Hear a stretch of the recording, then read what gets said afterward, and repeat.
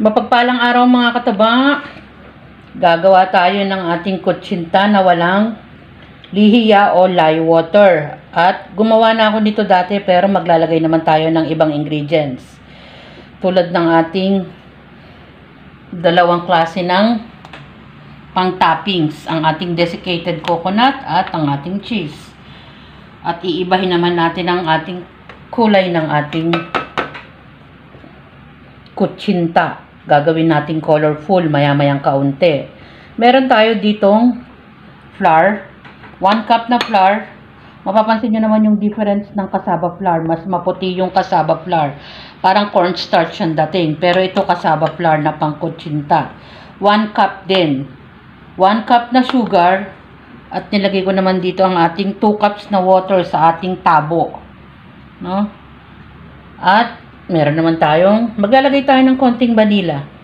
O, kung ayaw nung maglagay ng vanilla, pwede rin wala. Maglagay na tayo ng ating ibang ingredients. Yan. 1 cup. Mix-mix lang naman to. Yan. At yung steamer natin, dapat naka-ready na rin. Mainit na. Lagyan natin ng cloth ang ating pantakip para hindi matuluan. Ganyan ang gagawin natin. Mix natin ang ating mga dry ingredients. Ayan. Halo lang. Pagkatapos natin ihalo, pwede na tayo maglagay ng tubig na galing sa ating tabo. Kasi maraming na ilalagay ito mga kataba, itong tabo ko. Naglagay muna ako ng konti.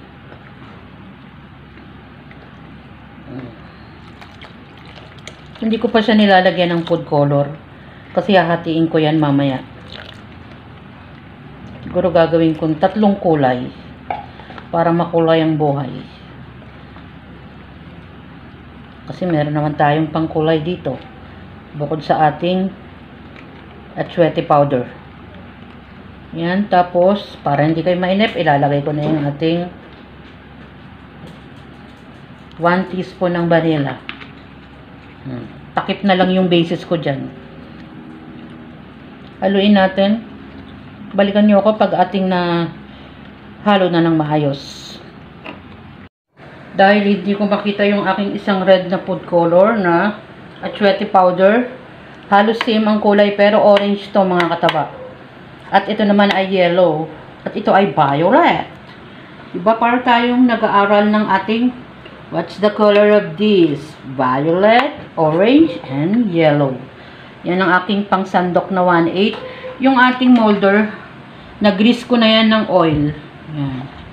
Hinati-hati ko lang siya sa 3. Yan. Ilagay natin dyan. Yan. Yan. Ganun lang. Ilalagay lang natin ng ganyan. I think tigda 2 muna. Dahil marami ang ating violet medyo. Yan. Medyo mahahalo ng kaunti ang ating orange.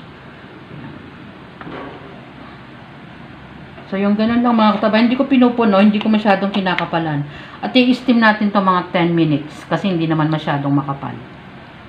Dagdagan naman natin ng konti. Parang hindi naman masyadong ano.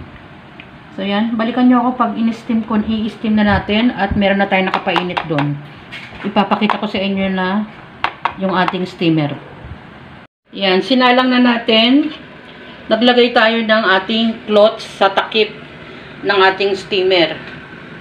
Para hindi masyadong matuluan ng tubig ang ating kutsinta. Parang poto rin naman yan mga kataba. At babalikan natin yan mga 10 minutes. Ganyan. Kasi hindi naman masyadong makapal. Yan, balik-balik. Naluto na natin yung ating first batch. Mapapansin nyo walang masyadong hole o yung parang may butas-butas. Kasi hindi natuluan ng tubig at tama lang yung pagkakasukat natin ng ating mga ingredients. Hindi ko na-mention kanina, sinala ko to 1 beses kasi meron tayong buo-buong dry ingredients ng cassava flour at yung ating flour. Salain nyo ng 1 beses at kung nai-stack naman yung ating mixture, katulad nito, naglagay ako sa lianera. Haluin nyo lang bago nyo isalang. No? May mga bagay tayong hindi agad nasasabi. Pero naalala naman ni Mama Taba. So yan, ganyan. Halu-haluin lang natin bago natin isalang uli. No? Kasi namumuo yan sa ilalim. Lalo na yung ating cassava flour. Ayan, balikan natin.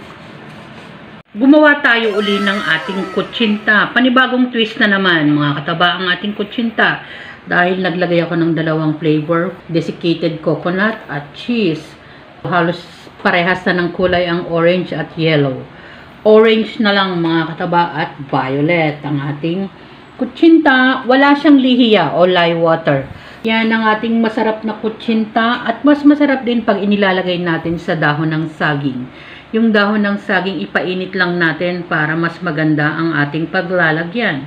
Enjoy, kumain at maging masaya. Salamat sa panunood. At masarap na naman ang ating kakanin. Bye! Ingat mga kataba!